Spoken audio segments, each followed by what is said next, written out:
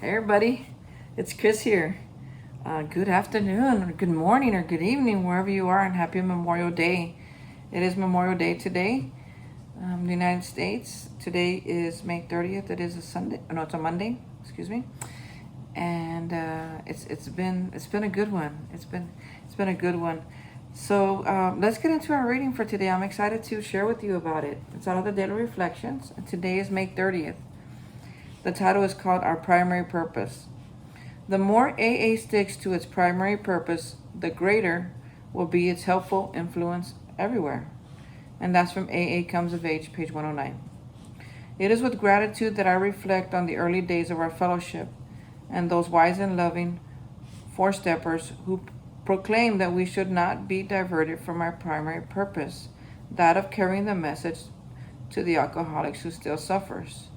I desire to impart respect to those who labor in the fields of alcoholism, being ever mindful that AA endorses no causes other than its own.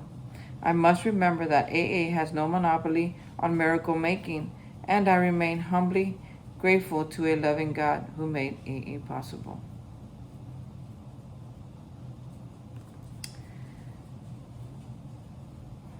So yesterday I talked. I want to apologize, but then I don't want to apologize. Yesterday, my entry was a little offbeat, and when I ended it, and I said, "Chris, what was that?" I had such a great time that my vibrations were so high that I couldn't even put a sentence together. I remember a lot of the good stuff that I have been learning along the way since I came into recovery, since I started my relationship with God, since I decided that, and one day I decided moving forward that while God was going to be my director and my boss and my healer, my comforter, and my friend, that I was going to take action in my part for my healing and for my recovery and for my life, and to make it a good one. So yesterday was a very good example of what that was like, and it was a very abundant, my life yesterday as it was today too. So that's what that was all about. So moving on to our topic today, and it talks about that. It talks about what is our purpose, right, as a member of the 12-step program. Well, my primary purpose is to stay sober and to help other alcoholics achieve sobriety. So how do I do that? Well, I stay sober. First thing I do is not pick up the drink. I go to meetings, call my sponsor, I read the big book, I pray and meditate a lot. I help others. That's the second part of our primary purpose, is to help others to recover from alcoholism. That's 12-step work. That's going to meetings. That's hanging out with people. And for me, I've always been a wave maker, I guess you could say, in this area, where I believe that fellowship is not 12-stepping. Dating somebody in your group is not 12-stepping. If you're a man and you're out there and you're like, "Oh, come to me, I will help you get through this," to a newcomer, that's not 12-stepping. That's 13-stepping. And fellowshipping is fellowshipping. And hanging out with your friends is hanging out with your friends. Having dinner with family is having dinner with family. Can you be a good example of what this program has done for you? And keep your hands to yourself and respect others and, stay to your boundaries? Yes. But that's not 12-stepping. 12-stepping is taking a man or a woman through these steps. Going out there and telling them another way to 12-step is to share experience, strength, and hope on a personal level. Back in the old days, what they would do is they would get two people. This is a true 12-stepping. They would get two people, preferably two people. Bill W. did it alone many times, but preferably two people. You go out to the suffering alcoholic who's asking for help, and you go and carry this message, and you talk about, this is what my life used to be like, and this is what happened, and this is what it's like now. If you can, if not, you just relate with him. Man, I know, I get that. Yeah, I got my DWI, or man, my family's torn apart today, something. But Bill W. was onto something. What he was onto was that, and Dr. Bob too, what they were onto was that only an alcoholic can relate to another alcoholic, just as only a drug addict can relate to another drug addict. Just another patient with cancer can relate to another patient with cancer. I don't have cancer. I cannot relate to somebody who has cancer, to the pain, to the suffering. Did I watch my sister? Did I see it from the outside? Yes. I can relate to the family that have family with cancer, and I can relate to the family I can't relate to the family with family who have alcoholics in their lives, because that's the Al-Anon program. But I can't, because I know what that's like, and I know what it's like to be an alcoholic. I know what it's like to want to stop and you can't. I know what it's like to lose everything and still think it's not that bad. I know what it's like to end up in jail because you fell asleep at the wheel. You drank too much. You smoked too much pot. You fell asleep. You almost killed somebody. I know what that's like. I know what it's like to have so many problems that you never think you could ever solve them. I know what that's like. And I can relate that to somebody who's new to recovery. And I can help them get through it. How? By working the steps. Why? Because I worked them too. And my sponsor worked them, and his sponsor worked them, and his sponsor worked them. So all that legacy is all up to me now in this moment.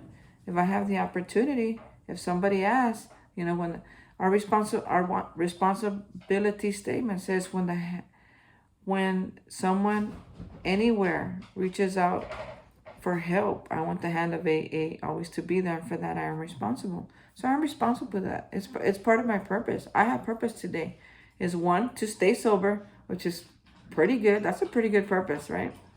And two is to carry the message to the alcoholics who still suffers. So I do have purpose today. And then this reading also talks about, be ever mindful that AA endorses no causes other than its own. Yes, I'm wearing a Blue Bunny t-shirt, but I'm not, I can't say AA endorses Blue Bunny. No. I like Blue Bunny, but that doesn't mean that AA endorses Blue Bunny, right?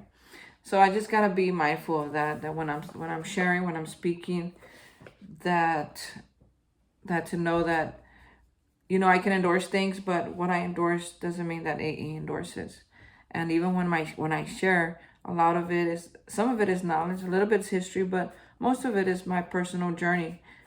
So I gotta be careful that I'm not smashing or bashing the AA program through what I'm doing today. So thank you for this opportunity. And I've seen enough videos, and I felt like I prayed enough about it that I feel safe doing this. So thank you for the opportunity to be able to do that. But something very important that I also want to touch on, it says that AA has no monopoly on miracle making. AA has no monopoly on miracle making. 1. 2, I remain humbly grateful to a loving God who made AA possible. In other words, AA is not a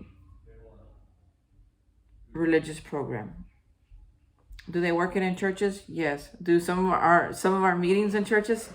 Yes. Do we talk about a God a lot? Yes. Why? Because Bill W. and the first 100 men, when they wrote these books, they prayed a lot, just like I do.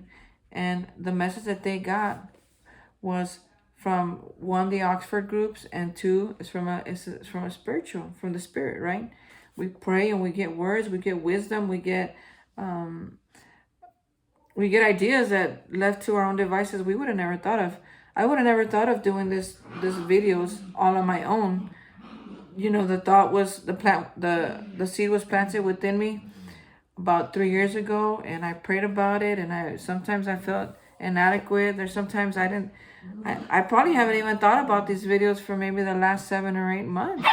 And then when that day came for me to start, I knew that it was time, because I got the green light, and it was greener than green, and it was like in my face, and I couldn't not say no anymore. It was like, you gotta go, you gotta go, you gotta go, you gotta go, you gotta start this, right? So we're spiritually inspired in this program.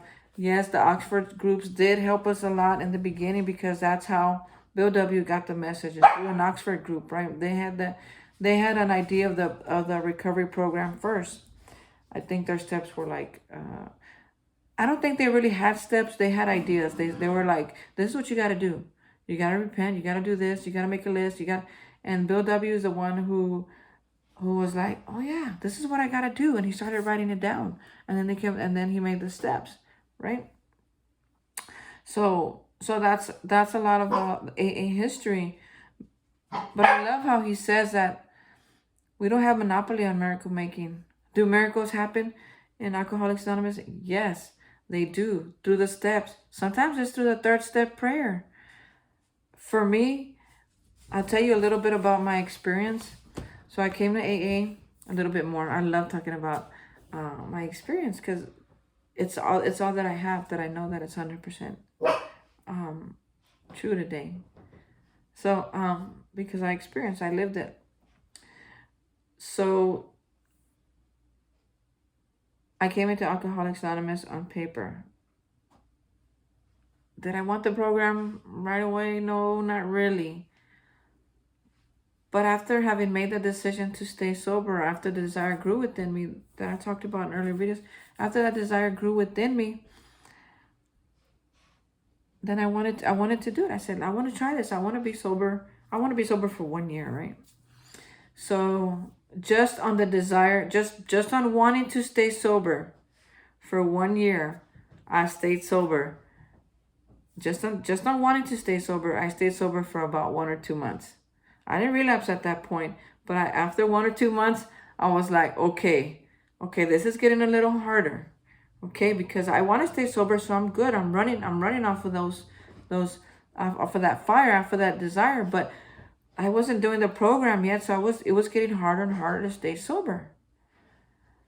So or to not think about drinking or to not want to drink. So, and while that was happening, my life on the outside of the rooms was getting different. You know, I was clashing with my parents, with my mom. I was, I went through a breakup because nobody wanted to get sober with me. I was the only one wanting to get sober. I spent a lot of time alone. Like I said, I spent a lot of time on the bus because I didn't have a driver's license. So there was things going in while I wanted to stay sober, I was still mad. Because why do I got to stay sober? Why don't they have to stay sober? Why do I got to be the one to stay sober? Why do I got to be the one to go to jail? Why do I got to be the one to learn? And the truth was, I wasn't the only one. Everybody in my family, in my immediate family at that time, my mom, my sister, my 2 nieces now, we've all been to jail. We've all kind of been down this road. So while I was in that thinking, I didn't have any peace within myself. And even though I wasn't drinking, I didn't have peace. I didn't have the joy. And half the time I wish that I just really wasn't going through this. I really wasn't in this journey at all. It's not what I imagined my life to be like. So one day, I'll try to make it short for the sake of time. So one day, I got in a fight with my girlfriend. It was really bad, and it was in a church. At that time, I was going to. This was actually a real class. It was called anger management. No, family. It was a family class that I had to take as part of my intensive outpatient treatment. Right. So I'm in this church. And I'm on the phone and I'm cussing and arguing and blah, blah, blah, blah, with my girlfriend at that time on the phone. And the pastor walks in and he's like, hey, can you not talk like that in here?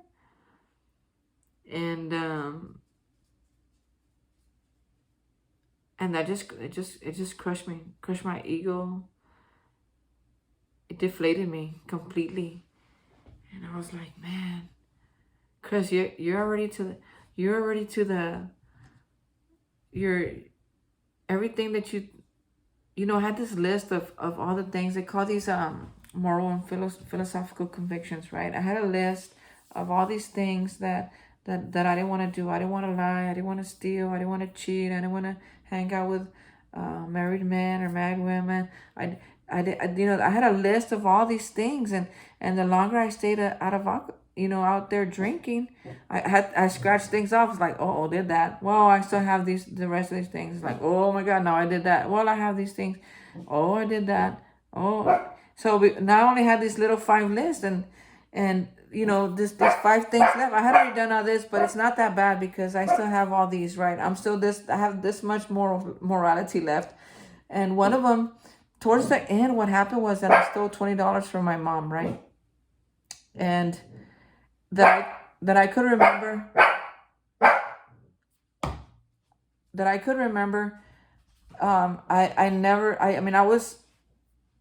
I stole $20 from my mom, okay? And man, that just, it just tore me up. So I had this one, and then coming into recovery, I respected the church because I was brought up in church. My grandmother was really good about taking us to church. Both of my grandmothers, thank you Petra and thank you Irene, and they both were very good about taking us to church. So there was this one right here. It's called cussing in church.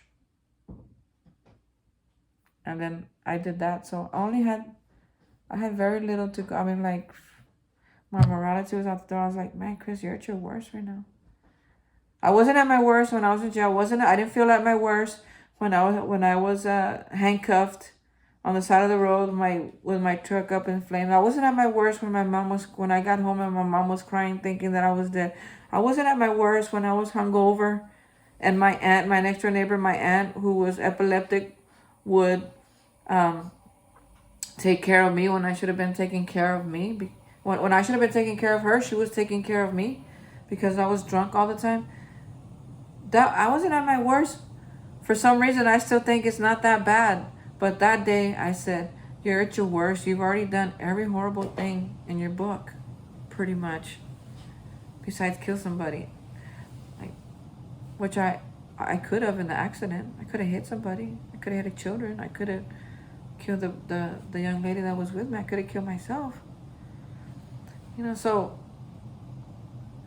I was pretty at my worst at that point when the pastor said, "Can you not talk like that?" Because I disrespected a church, even though I wasn't going to that church, even though there was still something in me that said, "Man, you're low life, man." So I got really frustrated with myself, and I walked out. I said, "Sorry about that," and I walked out, but I was crying. I was feeling the powerlessness of my disease, even though I wasn't drinking. I was feeling it, and I was in a horrible place. So I'm walking up the small hill to go to the bus. I was like, I'm not even gonna go to this class. I'm so embarrassed now. So I'm walking up this hill, and I remember thinking, God, there has to be something different.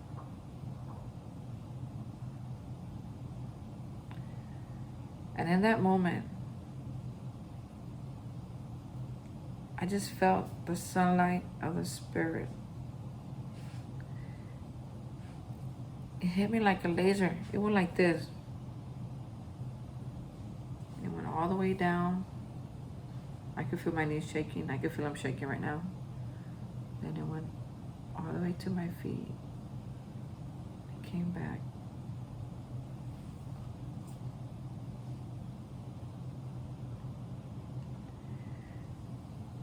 I felt the warmth in that moment. And I don't know. I know that I was walking. But I don't know how long that took. I just know that when I came to,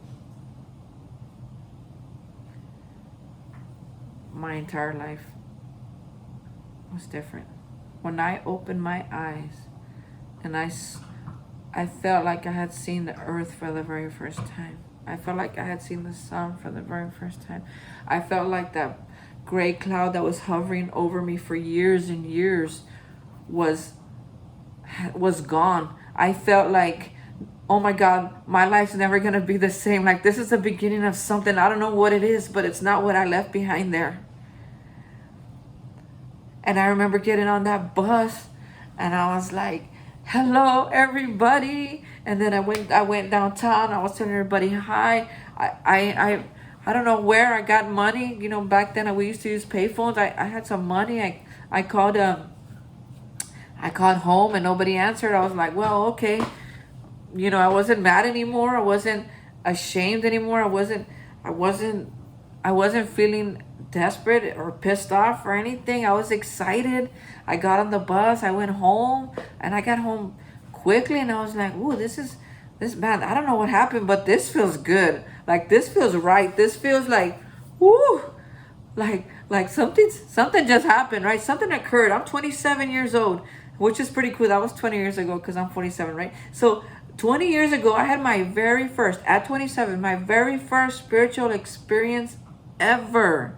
Ever. I've never had anything like that. I remember as a kid, I used to pray. I was like, God, you forgot now about me because look at me. I'm here. I don't have nothing to eat.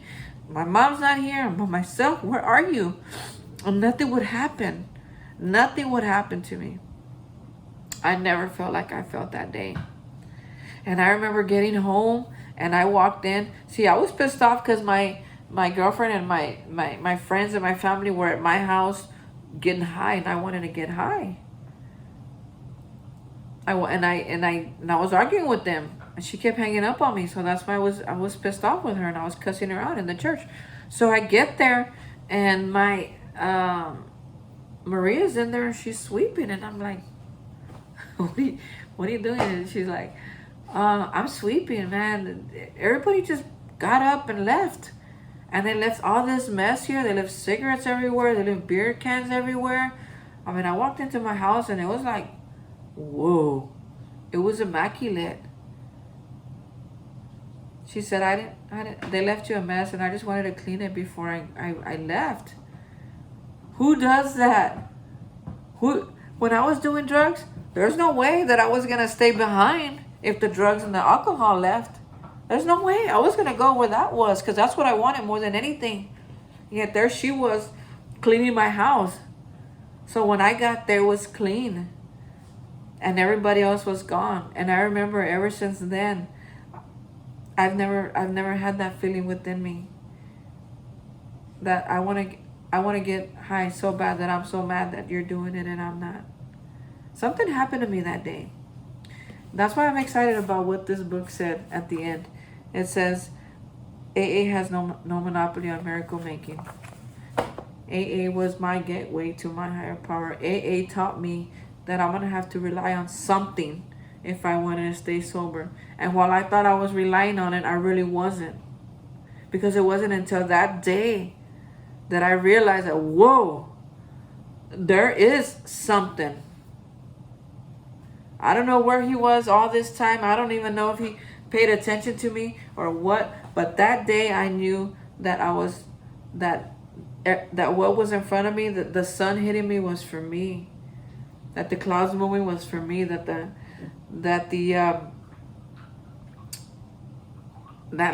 this life was for me. And I made the decision that day. My life has never, ever, ever, ever, ever, ever, ever, ever, ever, ever, ever, ever, ever been the same. It's never been that bad like it was before I came to know God that day. And I'm excited. I'm excited. I'm excited to tell you that story. I'm excited that story happened to me. And I guarantee you that it didn't just happen to me. I'm pretty sure it's happened to a lot of different people. I've heard a lot of stories in the past 20 years. And it has happened. It has happened and it will happen for you if it hasn't happened already. I don't know when, but I know that that when you get there, you will know. So one time I was sharing my story at a rehab, and I love talking about that. Even though I don't talk about a lot of stuff that happened in my first early days, I love talking about that experience because I've never had one like that ever before, and I never had one exactly like that ever since. So I love talking about that day. And I remember one young man, he was like, "How do you know, Chris? How do you know?"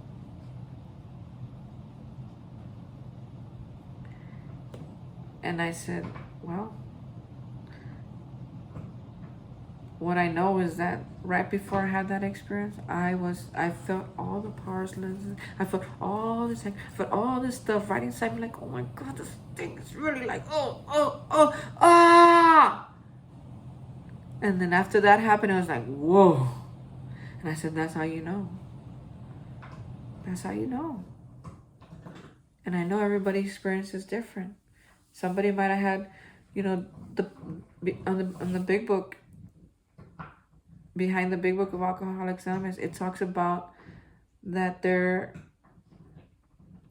many different ways that we'll have a spiritual experience, and that there is a difference between a spiritual awakening and a spiritual experience. That's what I had, was a spiritual experience. My spiritual awakening is when I'm reading something, I said, oh, wow, I understand that differently. I just had an awakening to this idea. Oh my God, I just saw something. Whew. And I see it different right now. I just awakened to that idea. And that's what it means for me. So I have had about, since I came into Alcoholics Anonymous, I've had about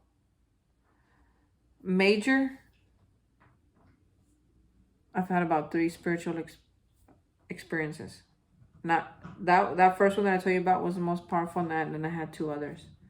Because besides having a physical bottom, I had a spiritual bottom, and I've had an emotional bottom. And in those other 2 bottoms, I had 2 more spiritual experiences. But spiritual awakenings, I have them all the time. All the time. Well, how do you have them? I pray and I meditate and I ask for them. I ask for them. Father, here I am. Do what you want with me. Have your will in my life. I give it all to you, my good and my bad, that I may help somebody today. I want to be your vessel. Make me clean inside so that I may be that, so I could be this channel, so I could help somebody today. Tell me, you give me the words. Let this video be your video, not my video. And that's how I started to have spiritual experiences. And Alcoholics Anonymous led me to that. They made me so thirsty for God that I started watching all kinds of videos. I started going to all kinds of church. I started reading all kinds of books. I want more. I want to know about this person, about this God.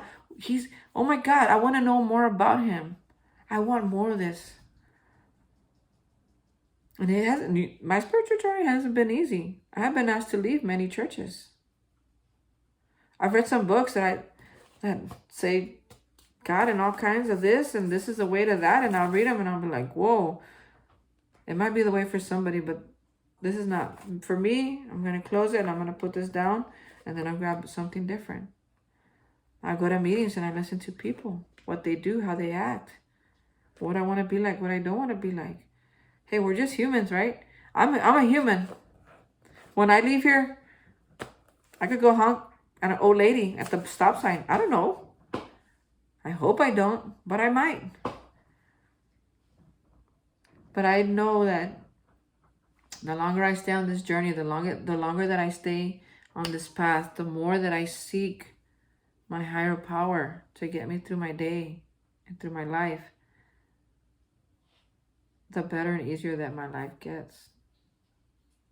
I'm so grateful for what this program has done for me. It's really gotten me, it has really allowed me what they call limited expansion, that I can get off here and I can go and search more, and I am. I'm about to go meet some friends for a meeting. We're going to a meeting. We're going to hear some speakers. We're probably going to laugh. We're probably going to cry. We're going to drink some coffee. We're going to eat some sweetbread. And then after that, we're going to have a meal together. Isn't that amazing? That is so amazing. And guess what? They don't tell me, no, Chris, you can't come. They don't say, this is why we don't invite you. They don't tell me nothing like that. Even in my worst days, they never treat me as bad as I got treated when I was out there drinking and drugging. I love this life. I love my new life. And I love sharing it with y'all. I hope that y'all have the most wonderful, wonderful, wonderful rest of your Memorial Day weekend. Subscribe, comment, like, share it with somebody. Somebody might need this in your timeline, or somebody Maybe one of your friends will need a good laugh, or maybe somebody just wants to listen to what this message really sounds like, coming from somebody who's not in a church, for somebody who's not at an AA meeting, for somebody who, will I get heavy some days? Yeah. There's some days that I'll be like, hey, you know what? If you're not doing this, then you're full of crap. But today's not that day. I really do love you guys. I hope you get something out of this. Comment, like, or dislike, share. Ask me a question if you want. Tell me about your spiritual awakening. That would be cool. Tell me a little bit. I would love to hear how it's been going for you, how your recovery is doing, how your life is going, what God has done for you today. Have an amazing, wonderful day. I love you all. Bye-bye.